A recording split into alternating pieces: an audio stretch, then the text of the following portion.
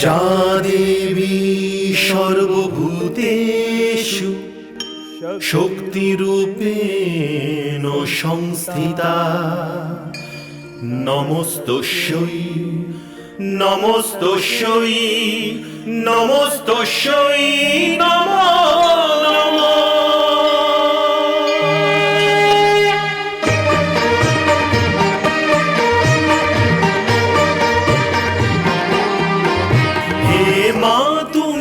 ভবতারিণী লক্ষ যজ্ঞ বিনাশিনী, হে মা তুমি ভবতারিণী লক্ষ যজ্ঞ বিনাশিনী, হে সর্বমন্ত্রময়ী মা তুমি সর্বদানব ঘাতিনী, হে সর্বমন্ত্রময়ী মা তুমি সর্বদানব ঘাতিনী, হে তারিণী হে তারিণী নারায়ণী নারায়ণী শক্তি তুমি শূলধারিণী শূলধারিণী।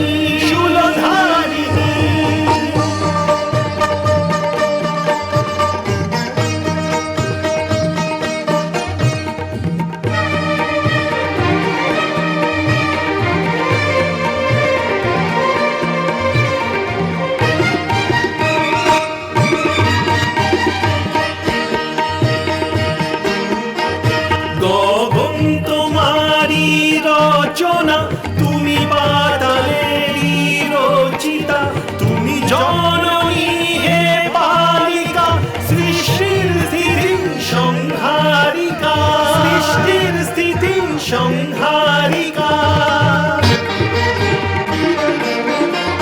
ঘন শ্যামল ভূপতিতে বিলীন তোমারি কল্পনা, শূন্য তুমি তুমি পূর্ণমা হে জগদ্ধাত্রী কালিকা, কাটায়নী সুরবর্ষিণী তুমি মহিষাসুর মর্দিনী, হে তারিণী হে তারিণী নারায়ণী নারায়ণী শক্তি তুমি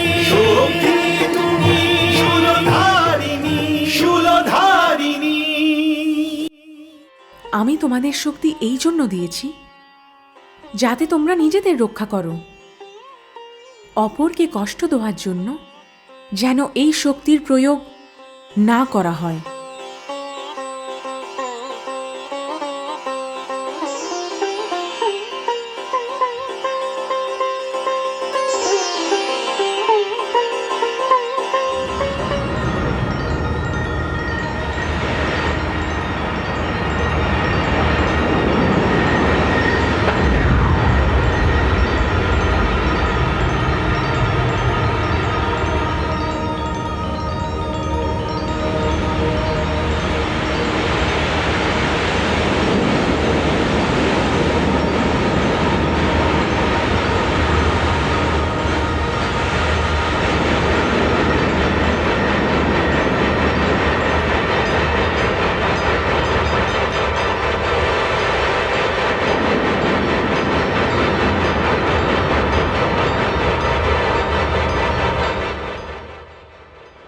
আরে বাহ বন্ধু, এটা যে দারুণ ব্যাপার।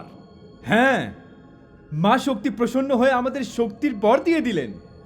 এখন আমরা শক্তিশালী হয়ে গেছি, আর কাউকে ভয় করি না। আমরা ইচ্ছা মৃত্যুর বর পেয়ে গেছি। আমাদের ইচ্ছা ব্যতীত আমাদের কেউ বধ করতে পারবে না। তাহলে এই জলের জীবজন্তু আমাদের এমন কি ক্ষতি করতে পারে?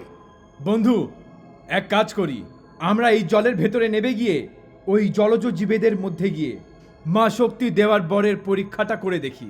ঠিক বলছো, চলো। হ্যাঁ চলো।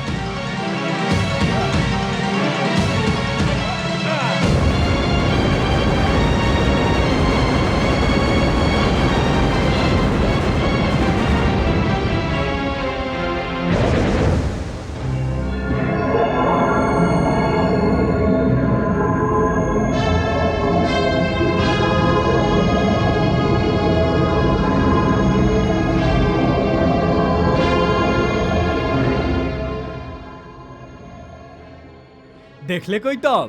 তাই তো দেখছি বন্ধু। আরে আমরা তো সত্যি সত্যি শক্তিশালী হয়ে গেলাম। ঠিক বলছো, আমরা জলের এই ভয়ঙ্কর জন্তুর বধ করে ফেললাম। হ্যাঁ বন্ধু, এখন জলের কোনো প্রাণী আমাদের সামনে আসার সাহস করবে না। ঠিক বলেছো। আর আমাদের ওই কানের ভেতরে থাকার কোনো প্রয়োজন নেই। ঠিকই বললে তুমি, আমাদের আরো উত্তম স্থানের প্রয়োজন। উত্তম স্থান? তুমি ঠিক বলেছো। কেননা এই ঘুমন্ত বিষ্ণুকে সরিয়ে ওই শেষনাগের শয্যায় নিজেদের অধিকার করে ফেলি। আহা, দারুণ উত্তম প্রস্তাব। এসো।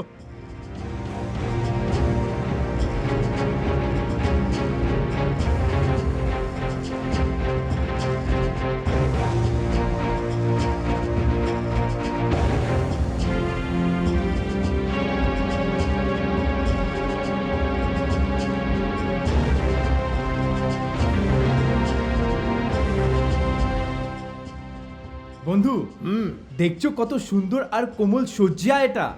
শুলেই ঘুমিয়ে পড়ব। হ্যাঁ বন্ধু, এইবার থেকে আর ওই কানে নয়, আমাদের স্থান এই শেষনাগের শয্যায়। কিন্তু বন্ধু, এ তো এখনো গভীর ঘুমে ঘুমিয়ে আছে। তাই তো, এর ঘুম ভাঙিয়ে এখান থেকে সরে পড়তে বলি।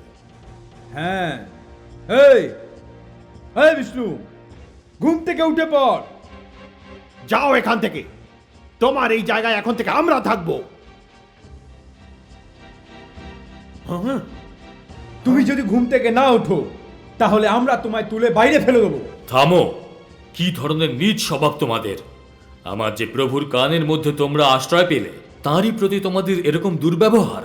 আমি যদি আগে জানতাম, তাহলে কখনোই আমি ভয়ঙ্কর জলচরের হাত থেকে তোমাদের রক্ষা করতাম না। এরপর যদি তোমরা আমার প্রভুর যোগনিদ্রায় কোনো রকম বাধা সৃষ্টি করো, তাহলে পরিণামের জন্য তোমরা নিজেরা দায়ী হবে। আরে যাও, পূর্বে আমরা দুর্বল ছিলাম, শক্তি ছিল না আমাদের, কিন্তু এখন আমরা প্রভূত শক্তিশালী। দেখো তোমার প্রভুকে আমরা কিভাবে শয্যা থেকে উঠিয়ে সাগরে নিক্ষেপ করছি।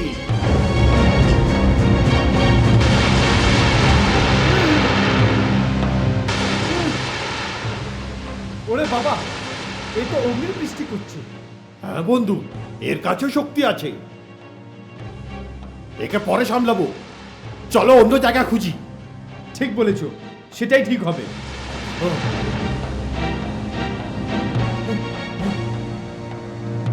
ওই দেখো বন্ধু, ওই উপরে দেখার মতন জিনিস, বলো। সত্যি বলেছো বন্ধু, এটা তো ওর থেকেও ভালো জায়গা। চলো ওইখানেই যাই। হ্যাঁ হ্যাঁ চলো। একে পরে দেখে নেবো।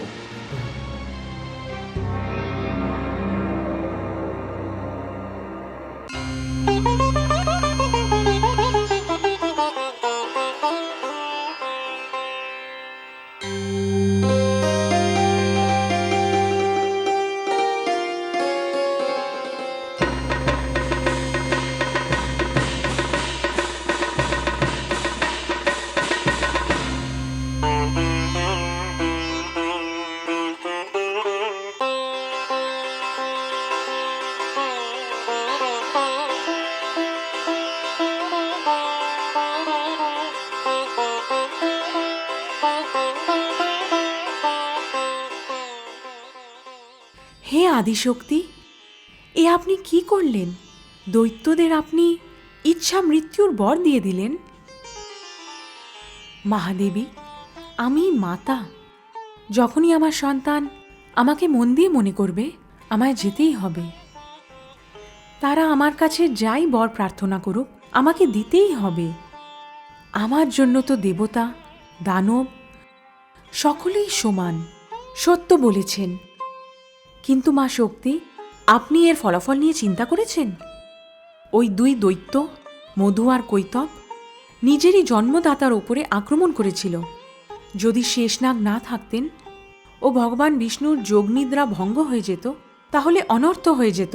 কিন্তু হে আদিশক্তি, এখন ওই দুই দৈত্য ব্রহ্মদেবের দিকে এগোচ্ছে। এগোতে দিন।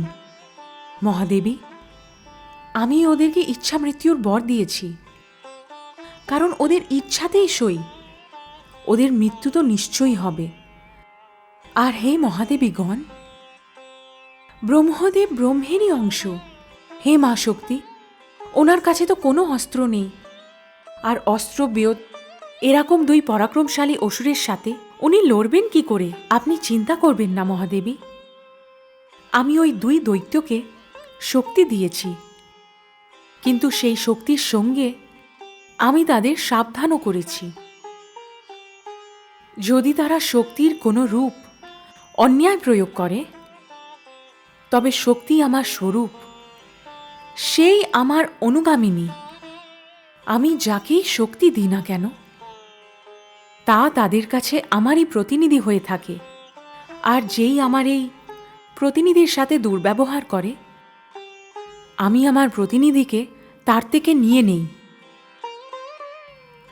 শক্তি আমার জন্য একটা এরকম সুতো, যার একটি ভাগ আছে, আর সেই প্রান্তকে আমি নিজের মর্জি মতন টেনে নিই। আরম্ভ যেই করে থাকুক না কেন, শেষ আমিই করে থাকি।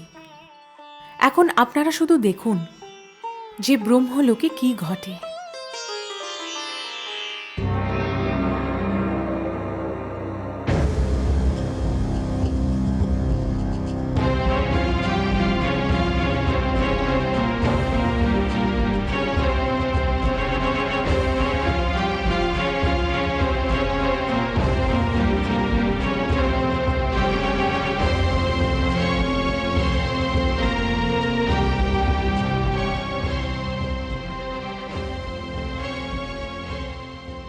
ভাই কৈতব, কি দারুণ স্থান, কি জায়গা এটা! হ্যাঁ বন্ধু, এই একজন ব্যক্তি এত বিশাল জায়গায় ওই সুন্দর আসনের ওপর বসে আছে, আর ওর হাতে তো কোনো অস্ত্র শস্ত্র নেই। হ্যাঁ বন্ধু, এই স্থান আমাদের জন্য একেবারে উপযুক্ত। এই স্থান যদি আমরা আমাদের অধীনে করতে পারি, তাহলে কিছুদিনের মধ্যেই আমরা শেষনাগের শয্যাও কেড়ে নেব। কেননা একে উঠিয়ে সাগরে ফেলে দিই? না বন্ধু, আগে এর ঘুম ভাঙাই আমরা। ও যদি আমাদের সাথে যুদ্ধ করতে রাজি হয়ে যায়, তাহলে আমরা জানতে পেরে যাব ও কত শক্তিশালী। ঠিক আছে, এক্ষুনি জাগাচ্ছি। দেখে তো খুবই সাদাসিধে মনে হচ্ছে, একে তাড়াতে বেশ মজা হবে। এই ওঠো। হ্যাঁ? আরে শুনতে পাচ্ছ না নাকি? তোমাকে বলছি, ওঠো।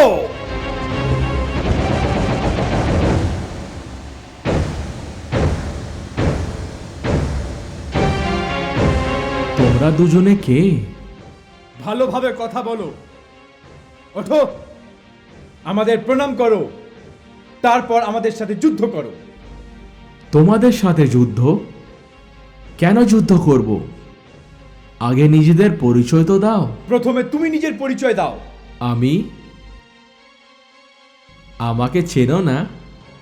আমি ব্রহ্মদেব, এটা আমার লোক। আমি ভাগ্য বিধাতা। ভাগ্য বিধাতা? এখন আমরা তোমার ভাগ্য বিধাতা। এই জায়গা তোমার ছিল, এখন এটা আমাদের। আসন ছেড়ে নিচে নামো আর আমাদের সাথে যুদ্ধ করো। আমি কৈটব আরো মধু। এখন আমার ধ্যানের সময়, তাই এখন তোমরা এখান থেকে চলে যাও। যাও।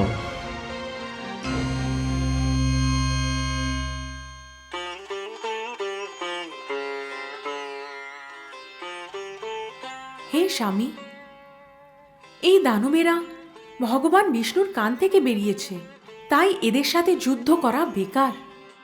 আপনি শিগগিরই ভগবান বিষ্ণুর কাছে যান, উনি এই দৈত্যদের সংহার করবেন।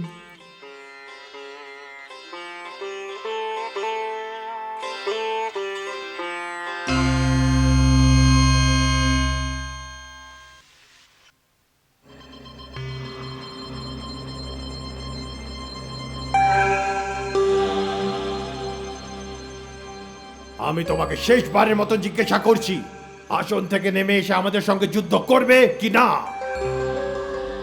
নিশ্চয়ই করব, কিন্তু আমাকে একটু সময় দাও। আমি একজনের সাথে পরামর্শ করে আসছি। শুনেছ বন্ধু, এ আমাদের কাছ থেকে সময় চাইছে। কি করা যায়? দিয়ে দাও একে সময় বন্ধু। এই যদি পালিয়ে যায় তাহলে? যদি এ পালিয়ে গেল তাহলে এই জায়গা আমাদের হয়ে যাবে, আর এখানে আমরা থাকব। আর যদি এই যুদ্ধতে মারা যায় তাহলেও এই জায়গা আমাদের হবে। একে সময় দিয়ে দেওয়া উচিত বন্ধু। ঠিক আছে, শোনো, কি যেন নাম বললে নিজের? আরে হ্যাঁ, ব্রহ্মা। তোমাকে আমরা 1 প্রহরের সময় দিচ্ছি। ভারী উপকার করলেন আপনারা।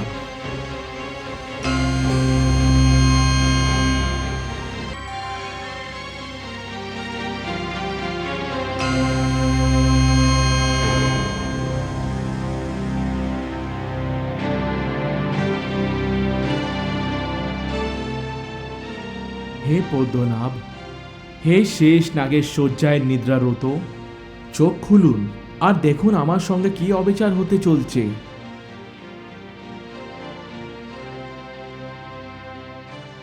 আমার ধৈর্যের পরীক্ষা নেবেন না।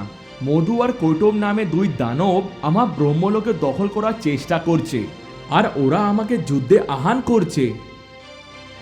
হে ত্রিলোক্যনাথ, আপনার সম্মুখে আদিশক্তি আমাকে বলেছিলেন যে যখনই আমার উপর কোনো বিপদ আসবে আপনি আমাকে রক্ষা করবেন। হে ত্রিলোক্যনাথ, আমি আপনার শরণাপন্ন। আমাকে রক্ষা করুন হে পালনকর্তা, আমাকে বাঁচান।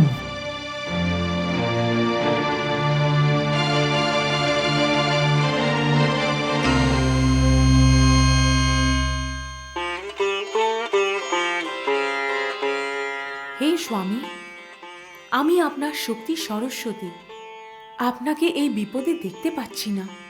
এই সময় ভগবান বিষ্ণু গভীর যোগনিদ্রায় আছে। আপনি আদিশক্তিকে মনে মনে ডাকুন, কারণ আদিশক্তি নিজেই যোগনিদ্রা, যে ভগবান বিষ্ণুর নেত্রে এখন বিশ্রাম করছে।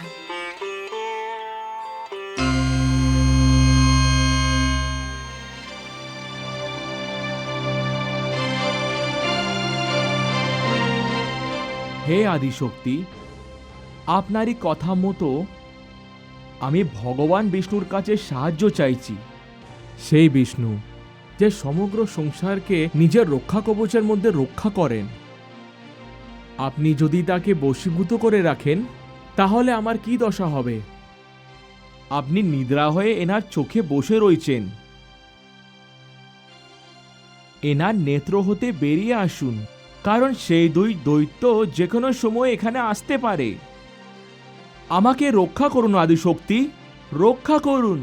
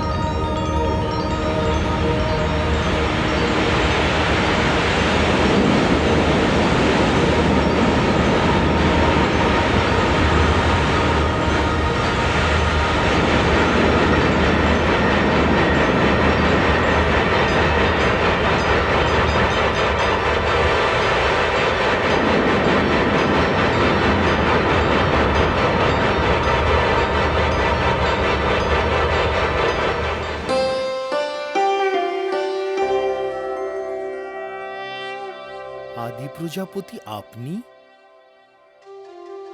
আপনার মুখমণ্ডলের এই চিন্তার রেখার তাৎপর্য হলো আপনি কোনো গভীর সমস্যার সম্মুখীন হয়েছেন। যথার্থন বলেছেন পদ্মনাভ।